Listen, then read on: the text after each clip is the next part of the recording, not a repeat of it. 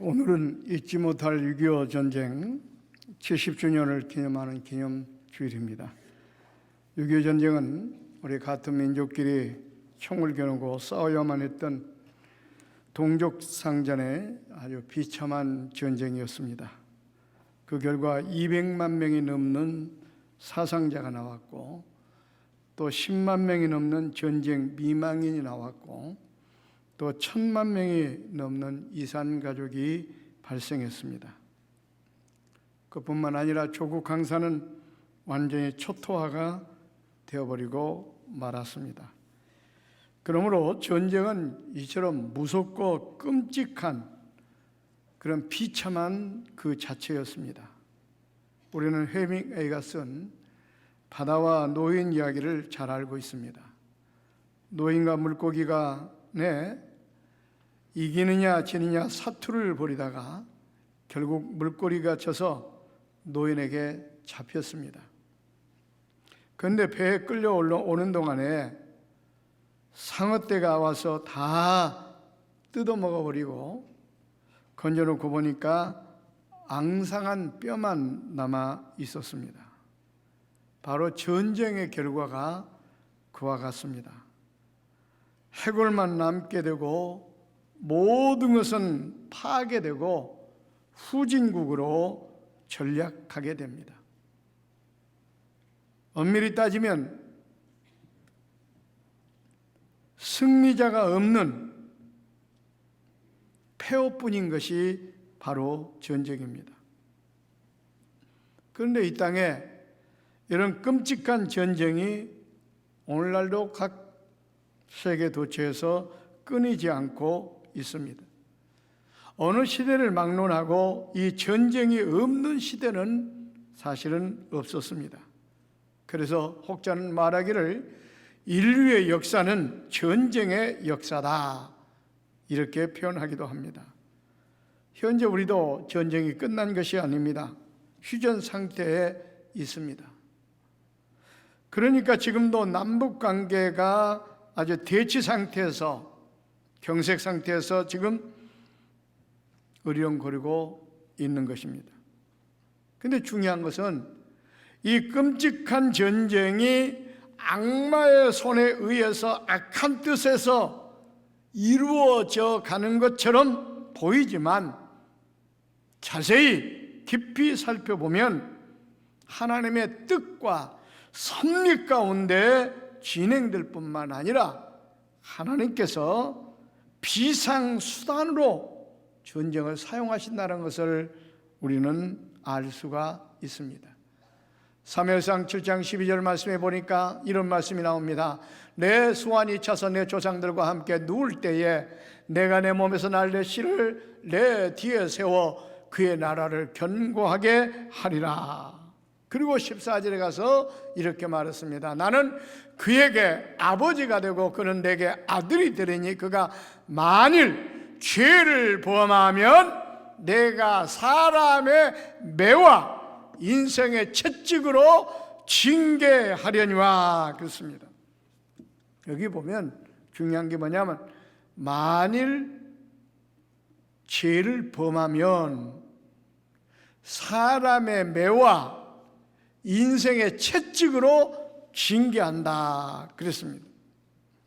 여기서 사람의 매와 인생의 채찍은 전쟁이나 환난이나 역병 같은 것을 말합니다.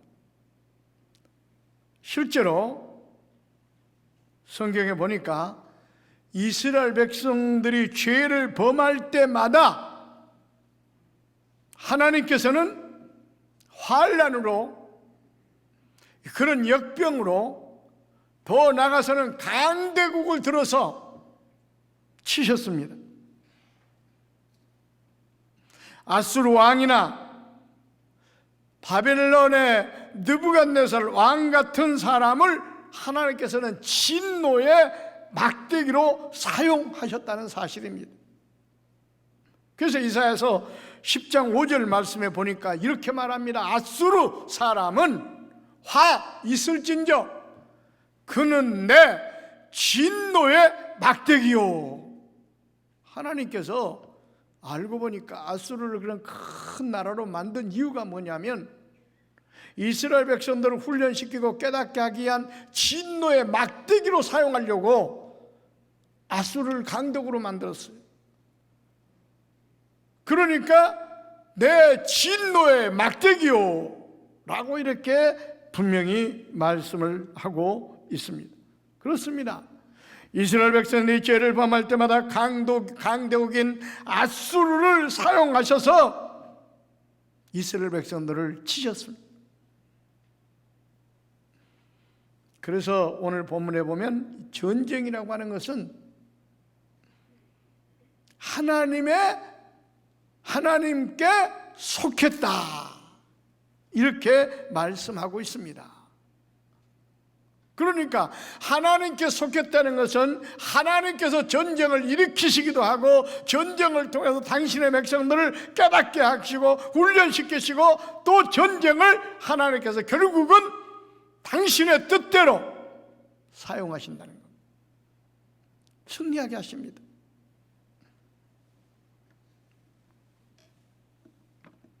그렇습니다. 전쟁과 질병과 환난은 성경을 읽다 보면 절대로 우연히 일어나지 않았습니다. 그 소용돌이 속에는 분명한 하나님의 공의의 심판이 있다는 것을 알 수가 있습니다. 그래서 잠언 14장 34절 말씀에 보면 이런 말씀합니다. 공의는 나라를 영화롭게 하고 죄는 백성을 욕되게 하느니라. 그러니까 공의가 없는 죄악이 있는 곳에 전쟁이 있다는 그런 말씀입니다. 하나님은 인간의 잘못된 죄로 인하여 이웃 나라를 막대기로 사용하셔서 당신의 사랑하는 백성들을 깨닫게 합니다. 진노합니다. 그래서 이스라엘 역사가 다 그렇게 엮어져 왔습니다. 이스라엘 백성들의 하나님을 거역하고 우상을 섬기고 죄를 범할 때마다 하나님께서는 강대국을 들어서 그들을 치셨어요. 하나님을 거역하고 우상을 섬기고 죄를 범할 때마다 하나님께서는 그런 역병을 통해서 징계하셨어요.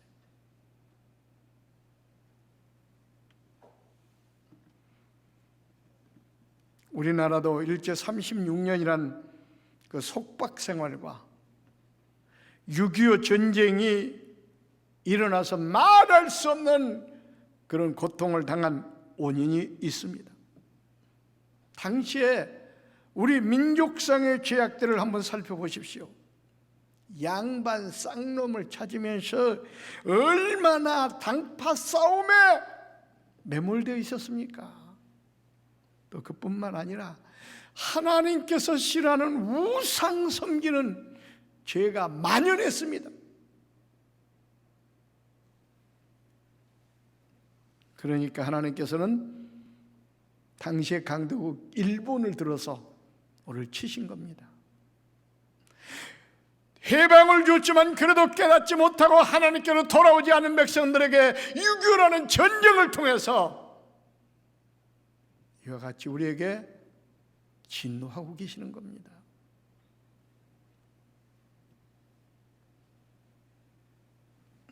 그래서 성경은 전쟁에 하나님께 속했다. 또 그뿐만 아니라 전쟁의 승패가 하나님의 손에 달려있다. 이렇게 말씀하고 있는 겁니다.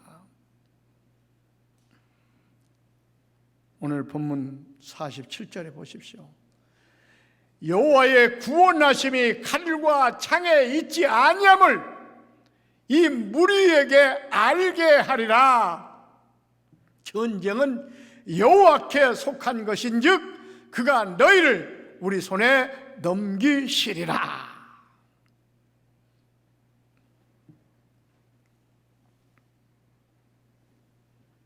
다윗은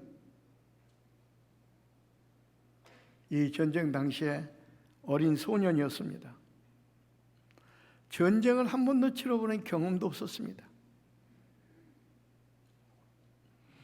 총칼을 쓰는 훈련도 받아본 적이 없습니다. 그는 그 전쟁에 출전할 때 갑옷도 입지 않았습니다. 그에게 들려진 무기라고는 물맷돌 5개와 막대기 하나밖에 없었습니다. 그런데 그 적군의 장수는 골리앗이었습니다. 그는 키가 9척이나 되었습니다. 장수입니다. 전술 전략도 아주 능한 사람이었습니다. 그뿐만 아니라 그는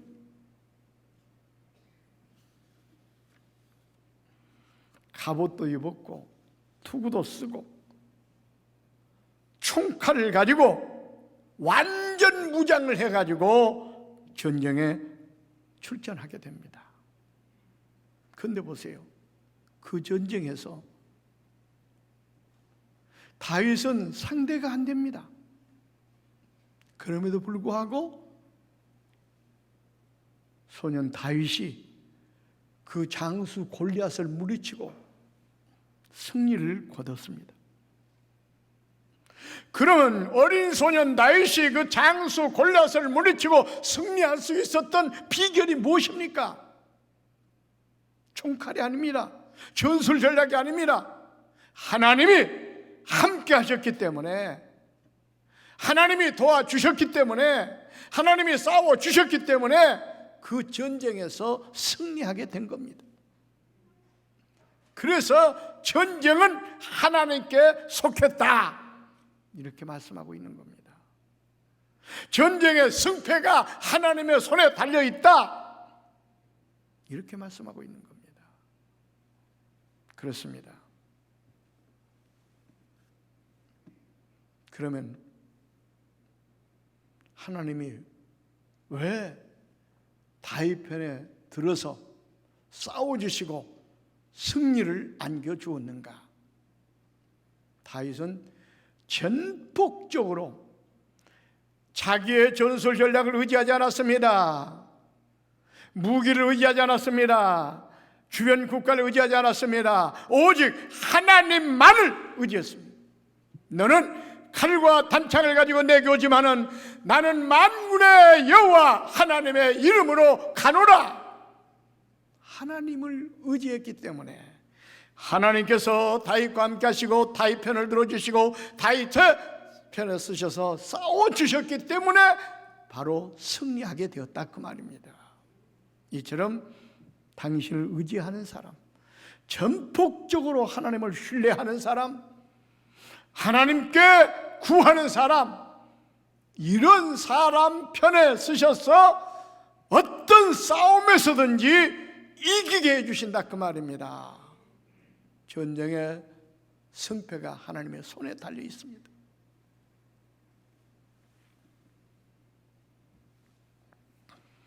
성경에 나타나는 모든 전쟁들이 다 그렇습니다. 출애굽기 17장에 나오는 아말렉과 전투에서도 보세요. 모세가 손을 들면 이스라엘이 이겼다. 이 말이 무슨 말이냐? 모세가 기도하니까 하나님께서 싸워주셔서 그 전쟁에서 이겼다, 그 말입니다. 블레셋과의 전투 때도 보십시오. 미스바의 모든 백성들이 모여서 하나님께 기도한 것밖에 없는데 하나님께서 우레를 발해가지고 적군 블레셋 군대를 전부 다 자기들에게 치고받고 싸우게 해가지고 패하게 만들었어요. 아수르랑 사렙이 쳐들어왔을 때도 보세요. 18만 5천 명과 싸우지 않았습니다. 기도만 했습니다. 그런데 하나님께서 사자들을 보내가지고 그 적군 18만 5천 명을 싸늘한 시체로 만들었어요. 성경에 나타나는 모든 전쟁의 그 역사의 배후를 보십시오. 하나님이 이기게 하셨어요. 하나님이 싸워주셨어요. 또 여리고 전투에서도 보십시오. 그 난공불락의 여리고성을 어떻게 무너뜨렸습니까? 총칼이었습니까? 다이너마이트였습니까? 아닙니다. 이스라엘 백성들은 하나님을 의지하고 하나님 말씀대로 하루에 한 바퀴씩 돌고 마지막 날 소리를 지르할 때 소리 지르고 그거밖에 한 게 없습니다. 근데 하나님께서 그 성을 와르르 무너뜨려 주셔서 여리고 전투에서도 승리할 수가 있었어요. 그러니까 결국 뭡니까? 승리하게 하신 하나님이십니다. 하나님께서 무너뜨려 주셨습니다. 성경에 나타나는 모든 그 싸움과 전쟁의 역사를 보면 하나님이 개입하셨고 하나님이 도와주셨고 하나님이 승리로 이끌어 주셨습니다. 우리도 지금 살아가는 지금 상황 가운데서 우리도 무수한 지금 전쟁 싸움 가운데 있습니다. 특히 지금 코로나19라고 하는 이 전염병과 사투를 벌이고 있지 않습니까? 또 그뿐만 아니라 사탄과의 싸움, 생존 경쟁과의 싸움, 제약과의 싸움, 국가 간의 싸움, 내 자신과의 싸움, 우리는 치열한 지금 전쟁의 중에 있습니다. 그런데 이 싸움에서 이기는 것은, 지는 것은 하나님의 손에 달려 있다는 거예요.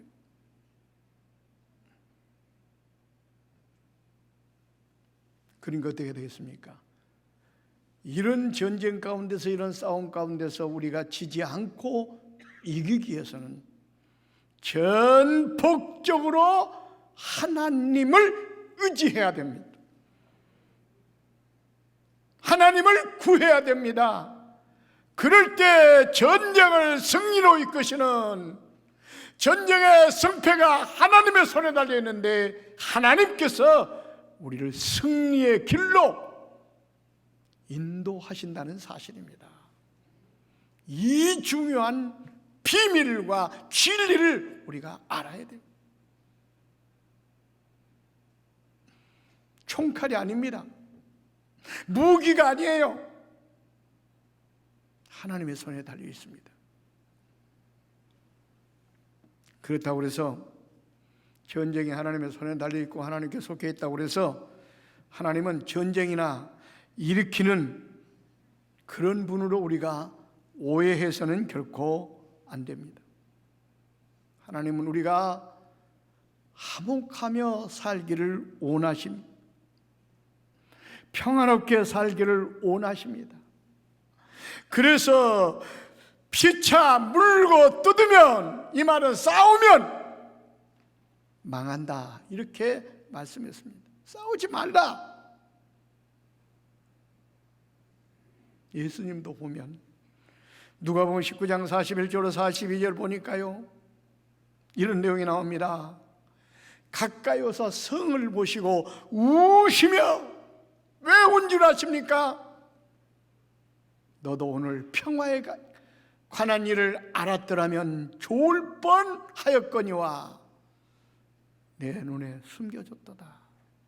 예수님께서 우시는 이유가 뭐냐면, 평화를 누리지 못하고 서로 치고받고 싸우고 다투고 사는 그 모습을 보면서 예수님께서 눈물을 흘리며 한탄을 하신 겁니다. 그때 상황이 어떤 상황이었습니까? 이스라엘 백성들이 로마의 속국으로 말할 수 없는 고통과 어려움 가운데 있을 때였습니다. 로마 제국에 착취당하여 고통 가운데 있는 그 모습을 보면서 그런데 왜 한탄하셨느냐? 그런데도 그 백성들이 깨닫지 못하고 지도자 층에 있는 사람들은 서로 분열해서 헐뜯고 싸우고 있었습니다. 사두개파, 바리새파, 열심당으로 분열돼 가지고 자기들만 옳다고 주장하고 당파 싸움. 지역적으로 또 얼마나 갈등이 심했는지 모릅니다. 사마리아 지역, 유대 지역, 갈릴리 지역, 지역 감정이 보통 심각한, 같이 상종도 하지 않았습니다. 또 그 당시에 빈부의 차이는 어땠습니까? 그러다 보면 그 부패들이 부패할 정도로, 관리들이 부패할 정도로 부패했습니다.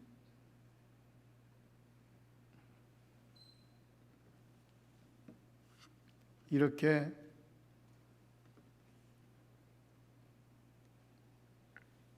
착취를 당하고 있으면서도 깨닫지 못하고 갈등 속에 있는 그들의 모습을 보시고 예수님께서 한탄하신 겁니다. 너희들이 그것 때문에 지금 노아의 속국으로 착취를 당하고 있으면서도 아직도 깨닫지 못하고 싸우고만 있느냐? 갈등 가운데 있느냐? 이걸 한탄하신 겁니다. 이걸 눈물을 흘리신 겁니다. 그것 때문에 너희들이 속국으로 지금 로마의 속국으로 인해 지금 착취를 당하고 있는데 아직까지도 깨닫지 못하고 그렇게 분열하고 싸우고 갈등 가운데 있느냐?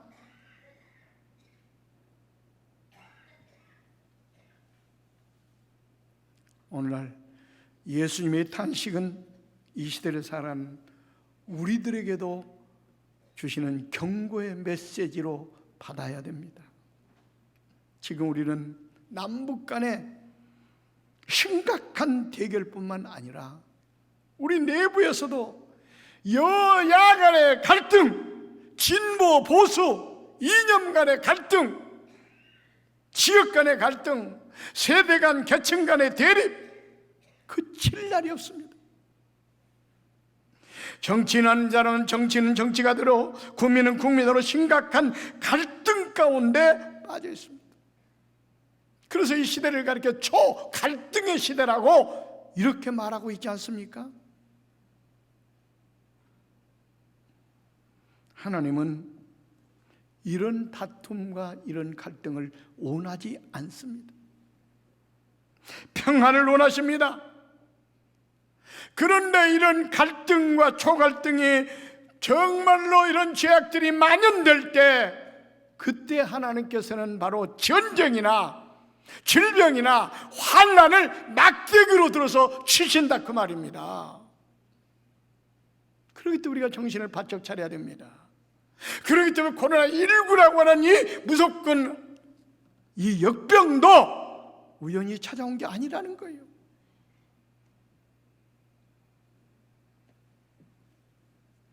그러므로 우리는 무엇보다도 이 역병을 바라볼 것이 아니라, 전쟁을 바라볼 것이 아니라, 우리를 때리고 있는 막대기를 바라볼 것이 아니라 그 배후에 막대기를 들고 치시는 하나님을 바라보아야 됩니다.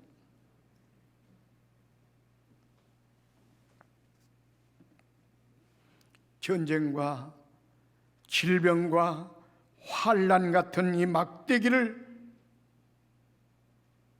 들어 치시는 이유가 무엇인가?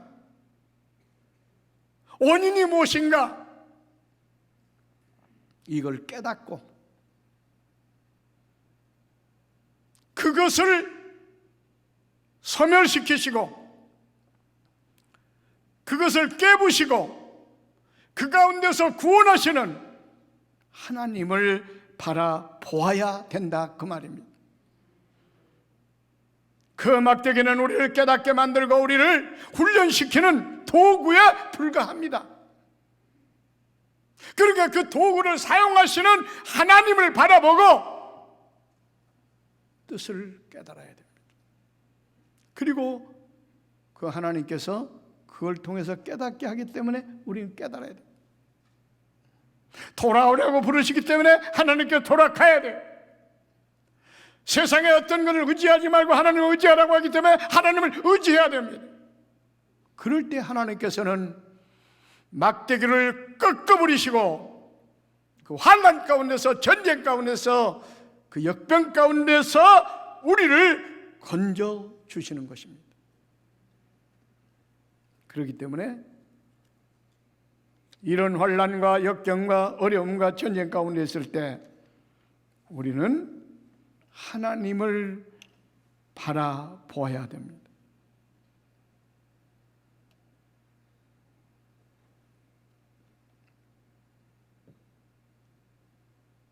지금 우리를 위협하고 있는 코로나19를 바라보지 말고 그걸 막대기로 사용하시는 하나님을 바라보자는 것입니다. 이사야서 40장 29절로 31절 말씀에 보면 이런 말씀이 나옵니다.